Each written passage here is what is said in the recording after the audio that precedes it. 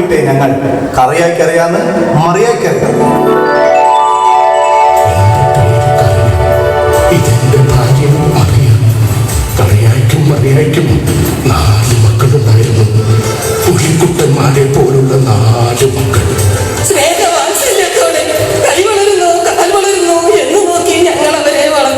ആവശ്യത്തിന് വിദ്യാഭ്യാസം നൽകി നല്ല ജോലിക്കാരുമാക്കി.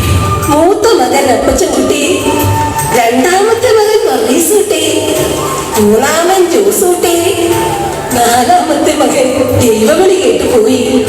അവന്റെ പേര് തോമസ് കുട്ടി. സമയാസമയങ്ങളിൽ 3 പേരുടെ വിവാഹവും കഴിഞ്ഞ് തോമസ് കുട്ടി വൈദ്യുതനുണ്ടായി. അങ്ങനെ അവർക്ക് ഭാര്യയും കുഞ്ഞുമക്കളുമായി ഞങ്ങൾ വളരെ സന്തോഷത്തോടെ അടിച്ചു പൊളിച്ചു ജീവിച്ചു. ഒരു ദിവസം അത് സംഭവിച്ചു. എല്ലാവർക്കും മാതാപിതാക്കളുടെ സ്വത്ത് വരും. അവർക്കൊരു നേരത്തെ ഭക്ഷണം കൊടുക്കാനാകില്ല, ഒരിട്ട് സ്നേഹം കൊടുക്കാനാകില്ല. ഒന്ന് തിരിഞ്ഞു നോക്കിയോ, അപ്പച്ചനും അമ്മച്ചയും ചത്തോ ജീവിച്ചിരിപ്പുണ്ടോ എന്ന് തിരക്കോ നിങ്ങൾ. മക്കളാണ് ഒരു മക്കൾ. നിങ്ങളിങ്ങനെ ഒന്നും മിണ്ടാതിരുന്നുകൊണ്ട് ഒരു തീരുമാനമാകില്ല. തോമസ് കുട്ടി എന്ത് പറഞ്ഞാലും അനുസരിക്കാൻ ഞാൻ ഒരുക്കോളുന്നു. ഞങ്ങളും അതിന് തന്നെയാണ് വന്നേക്കണത്. ഞങ്ങളും അതിന് തന്നെയല്ലേ ഉള്ളത്. നിങ്ങൾ 3 പേരുണ്ട്, 10 ദിവസം വീതം അപ്പച്ചനെ അമ്മച്ചയും നോക്കിയാൽ പ്രശ്നം തീർന്നില്ലേ? ശരി, സമ്മതിച്ചു. വാ അപ്പച്ച, അമ്മച്ചി വാ, എന്റെ വീട്ടിലേക്ക് പോവാം.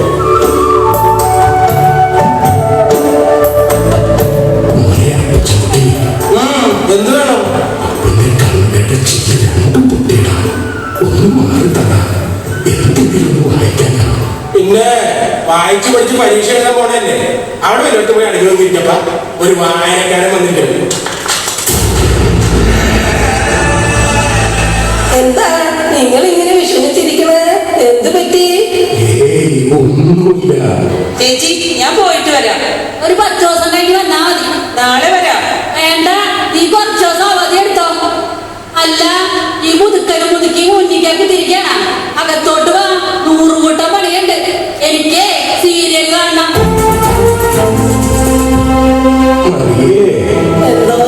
ജീവിതത്തില് ഒരുപാട് സന്തോഷിച്ചവനാണ് ഞാൻ. നിന്റെയും ജീവിതത്തിനിടയില് നക്ഷത്രങ്ങളായി പേരിൽ നന്മകളായിരുന്നു കൂടെ വന്നുകൂടെ. ആ മക്കള് ആവതില്ലാത്ത കാലം വന്നപ്പോ ഒരു കാലം തൊഴുകയാ, മുഖത്ത് കാറിത്തുപ്പയാ,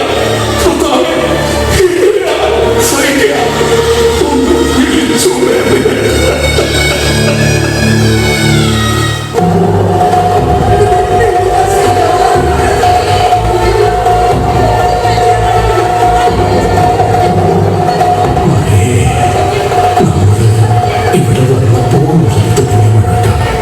എന്താ ഒരു തീരുമാനം? ഇന്നും കൂടി കഴിഞ്ഞാൽ നമുക്ക് ഇവിടുന്ന് പോകാം. പണ്ടൊരു കഥ കേട്ടിട്ടുണ്ട്. വിരുന്നുകാരനെ ഒടിക്കാൻ ഭാര്യയും ഭർത്താവും പണക്കിട്ട കഥ. മക്കളെ കണ്ടും മാതു കണ്ടും ഒരിക്കരുതെന്നാണ് കാരണവന്മാർ പറയണത്. എന്റെ കയ്യിൽ മുട്ട പിടിച്ചു.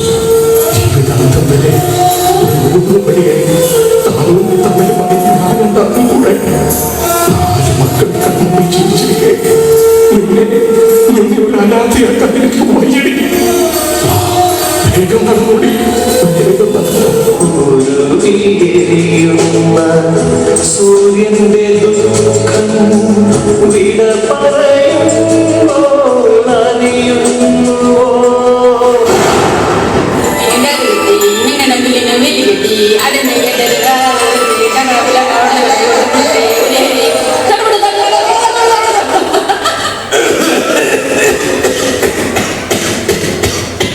അമ്മക്കുട്ടി, ഞാൻ പറഞ്ഞത് നീ മറന്നോ? Go inside. എന്താ മോളെ, എന്താ കാര്യം? കാര്യം എന്താണെന്ന് ഞാൻ തന്തയോട് പറഞ്ഞിട്ട് വേണോ? ചുമയും കൊരയും ഇല്ലാത്ത രോഗങ്ങളൊക്കെ ഉണ്ട്. ഞങ്ങളുടെ കുഞ്ഞുങ്ങൾക്ക് പകരും. Dirty fellows.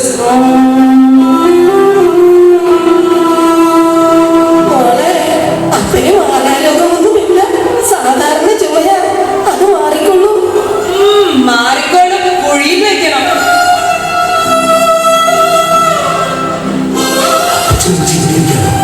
അകത്തേക്ക് അവർ കാണുന്ന കേൾപ്പോ എന്താണ് ഞങ്ങളെ അവര് കണ്ടാൽ കുറച്ചിലാണോ നിനക്ക്? ഈ അമ്മയുടെ ഒരു കാര്യം, അവർ വലിയ ആൾക്കാരാണ്. എന്തൊക്കെ ചോദിച്ചു നിനക്കത് മറന്നു പറയാൻ പറ്റൂല. അവരെന്താടാ മനുഷ്യന്മാരല്ലേ? അവർക്കും അപ്പനും അമ്മയും ഉണ്ടാവില്ലേ? ഓ ഇതാ കുഴപ്പം. വാ തുറന്ന മണ്ടത്തരനെ പറയത്തുള്ളൂ. ദൈവത്തെ തപ്പവന്ന് അകത്തേക്ക് കേൾപ്പോ. ആരാ പോയത്? അപ്പനമ്മയോ? ചേച്ചി അല്ലല്ല, അത് ഇവിടുത്തെ സർവന്റിന്റെ അപ്പനമ്മയല്ലേ. എന്റെ ഡാഡി മമ്മി അമേരിക്കയിലാണ്. സ്വന്തം അപ്പനെ അമ്മയെ ജീവനോടെ കടലിലെടുക്കാൻ കൊതിക്കൊണ്ടു നിൽക്കുന്ന മൃഗമേ.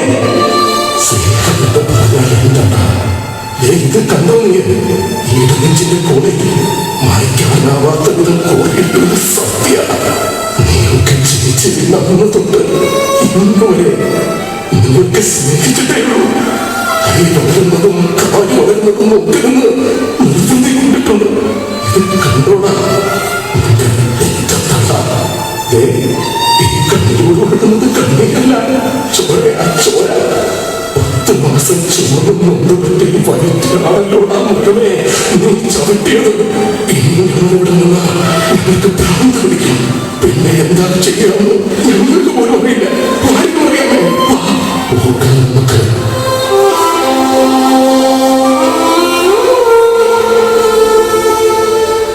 എല്ലാവരെയും വിളിച്ചിട്ടുണ്ട്. ഇപ്പൊ അപ്പച്ചനമ്മച്ചി ചായ ആരെയും കണ്ടില്ല. ഞങ്ങള് രാവിലെ മുതൽ പട്ടണത്തിൽ ഇരിക്കുന്നതാ. ഞാൻ പിള്ളാരുടെ കാണാൻ എറണാകുളം വരുന്നത് ഉച്ചയ്ക്ക് വല്ലതും കഴിച്ചു. ഇല്ല, ഒന്നും കഴിച്ചില്ല. എന്റെ ദൈവമേ, രാവിലെ മുതൽ കുട്ടിയായിരുന്നു.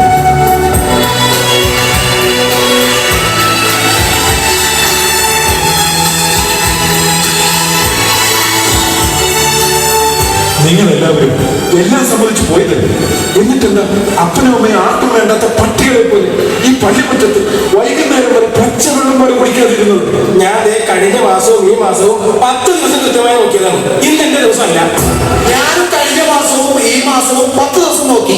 ഇന്ന് എന്റെ ദിവസമല്ല. പിന്നെ ഇന്ന് എന്റെ ദിവസമാണെന്നാണ് നമ്മൾ പറയുന്നത്. കഴിഞ്ഞ 10 ദിവസം ഇവർ എന്റെ വീട്ടിൽ തന്നെയായിരുന്നു. ഇന്ന് എന്റെ ദിവസമല്ല. നിങ്ങൾ എന്തൊക്കെയാണ് ഈ പറയുന്നത്? എനിക്കൊന്നും മനസ്സിലാവില്ല. എന്തായാലും ഇന്ന് എന്റെ ദിവസം.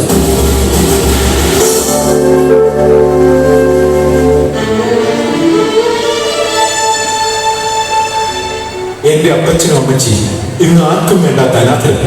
അപ്പനെയും അമ്മയെയും 10 ദിവസം നോക്കാൻ വിധിച്ചപ്പോ ഈ 31-ാം തീയതി മറന്നു. കഷ്ടം. നീ വിഷമിക്കണ്ട മോനെ. നീ വിചാരിച്ച ഞങ്ങളുള്ള അനാഥാലയത്തിലൊക്കെ കഴിയില്ലേ? എന്റെ ചേട്ടന്മാർക്കറിയോ ഈ അപ്പച്ചനെ അമ്മച്ചിനെയും കണ്ണീരിൽ വരാൻ? ഒരിക്കലും നിങ്ങൾ ഈ കണ്ണീരിന് കണക്ക് പറയേണ്ടതില്ല. നിങ്ങൾക്ക് മക്കളുണ്ടോ?